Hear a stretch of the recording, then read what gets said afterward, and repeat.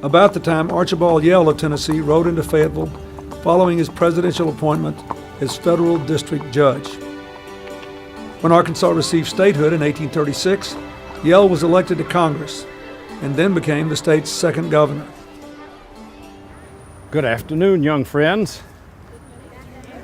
I'd like to tell you a story, a true story, about what was and what might have been. Archibald Yell was a flamboyant, colorful part of Arkansas history, and I enjoy playing him for young people because it gives me a chance to bring him to life for them. Well, the hair began to prickle on the back of my neck, and I grabbed my gun and I cocked it and I ordered that scoundrel back to town, and he took off up the trail like a jackrabbit. I followed on at my own pace.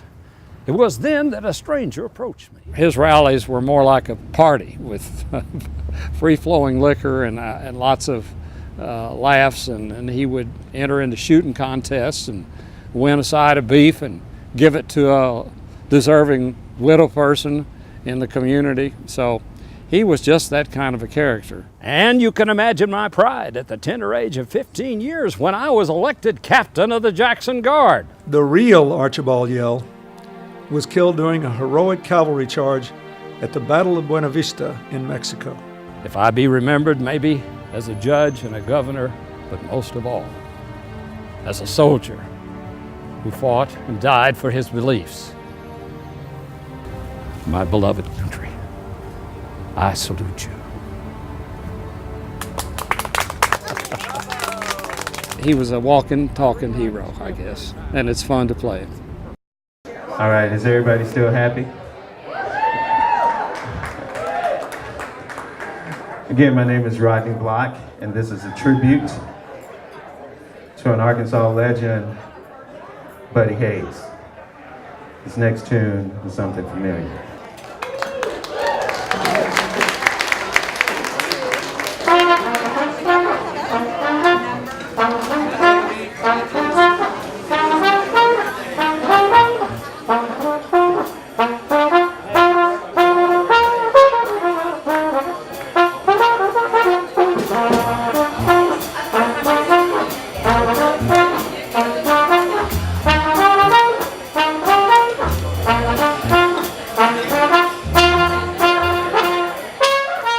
Well, Buddy Hayes and his band played what people call jump blues. It's popular music that comes about in the post-war era. It's a beat-oriented music. It's a dance music. It's something that's seen as a precursor to rock and roll. It's the roots of what we think of as rhythm and blues. There was no local high school for black students in those days, so Buddy attended Sumner High School in St. Louis. And what we're going to do today is we're going to be time travelers. Paula Marinoni's roots run deep in this community. Her family's lived here for more than 100 years.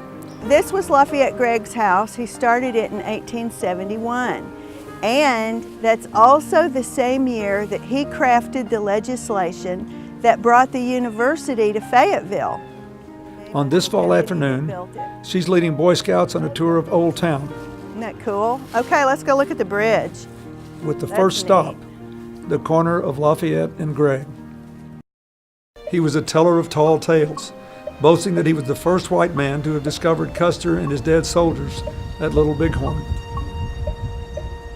But he was best known for his nightly serenade of taps from his front porch on East Mountain, as his signal to the citizens below that the old scout was retiring for the evening.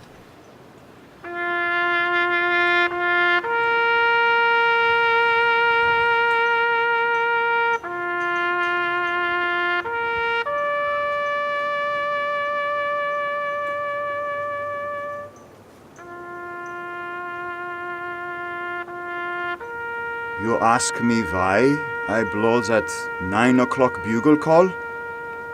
You see, every time I blow the old bugle of mine, I am blowing tribute to Custer and his men. Captain Charles von Berg.